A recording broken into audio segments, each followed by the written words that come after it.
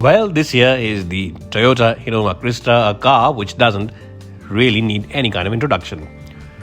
This car comes from the popular Toyota brand and it's a tried and tested product when it comes to reliability, fuel efficiency, as well as high quality interiors.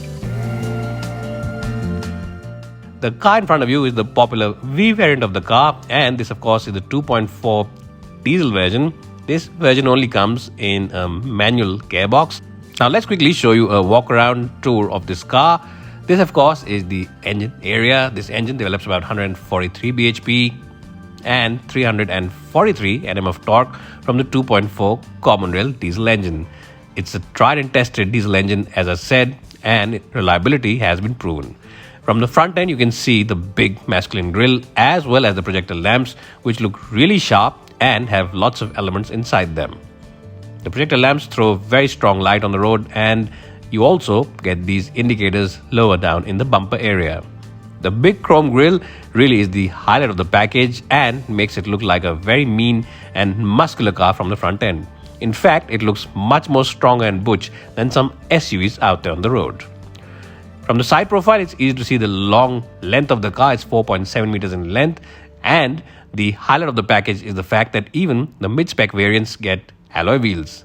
You of course get 16-inch wheels as well as very nice 205 section tires. The side profile, you also get the indicators on the side view mirrors, and you get chrome garnishing across the door. You also get a footboard because this of course is a tall MPV, and lots of chrome elements also all across the glass area of the car. Once again, let's show you the side profile to show you the length of this car.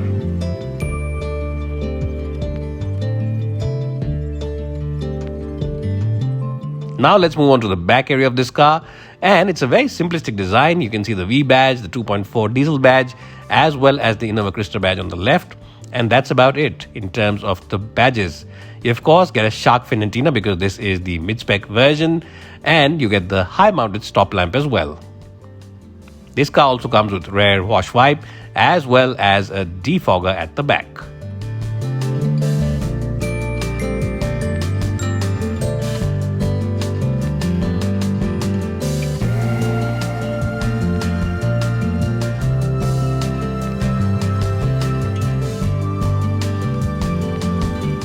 The spare wheel though is mounted below the floor, and that is something a lot of people complain about.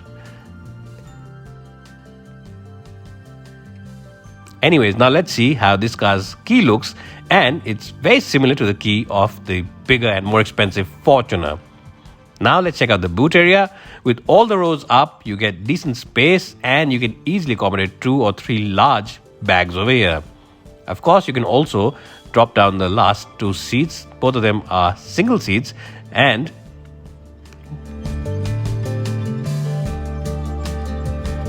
once you drop them and fold them away, you can get lots of space as well. These seats can easily be stored away within the cabin of this car, and this opens up a large area to load your luggage in. No wonder this car is a big hit in the taxi market and a very popular choice for people who are traveling to airports and are coming from abroad.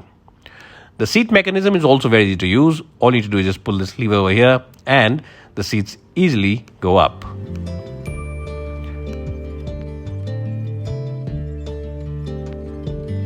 Now let's check out the second row of seats. You of course get a power button for the window. You also get chrome garnish for the door handle, and the quality of materials also is quite good. There's also enough place to keep your water bottle, and there's also a light at the bottom to check out the puddles on the road.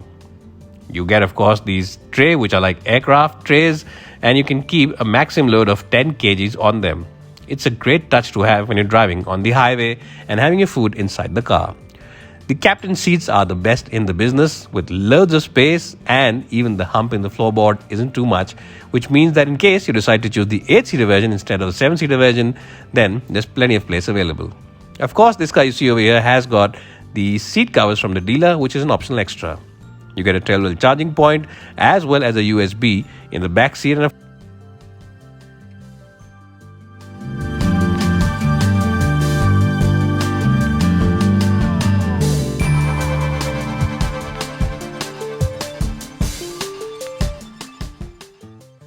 of course, the AC vents are mounted on the roof.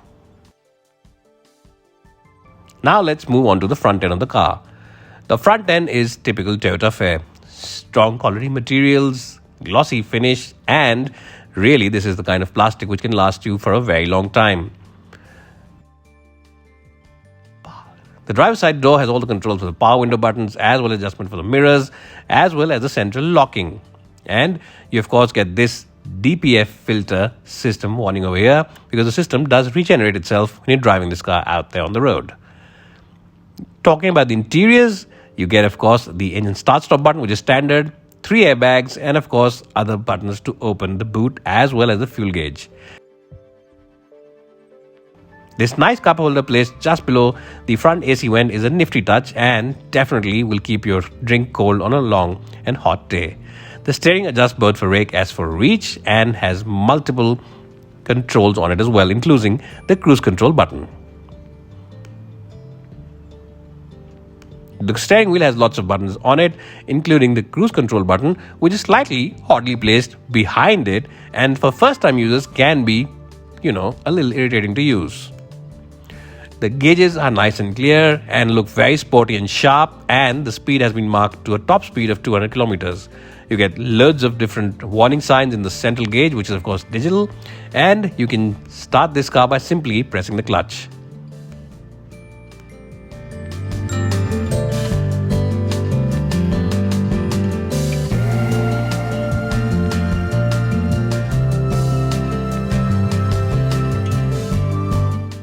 Here is a look at the infotainment system as well as the rear view camera, which offers you decent definition as well. Lots of information again on the infotainment system, and this, despite being the mid-spec variant, comes with automatic climate control as well as 2-zone climate control, one for the front and one for the passenger in the back.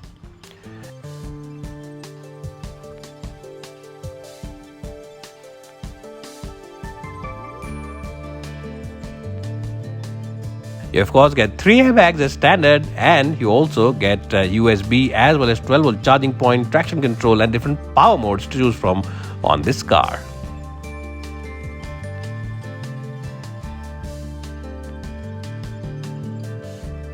Here's a look at the 5-speed gearbox you get with the car, and of course lots of buttons here as well, including a sunglass holder which is hidden away in the plastic, lights and other paraphernalia.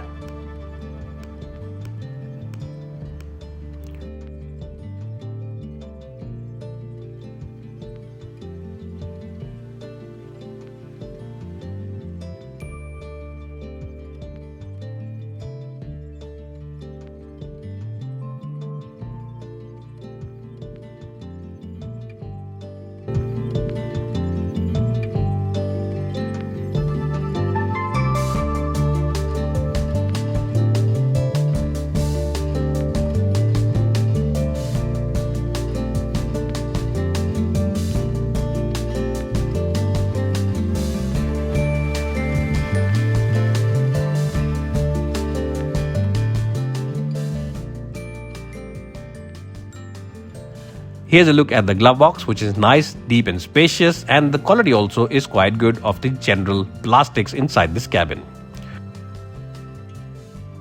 So guys, this was a small walk around video of the Toyota Innova Crysta V variant. What do you think of this car? Do you think it justifies its pricing? And do you think that you'll wait for the new version of the car to come out soon or buy this one? Let me know in the comment section below. If you watched this video till the end, do subscribe to this channel, and if you have enjoyed watching it, do give us a like. It's bye for now, and thanks so much for watching.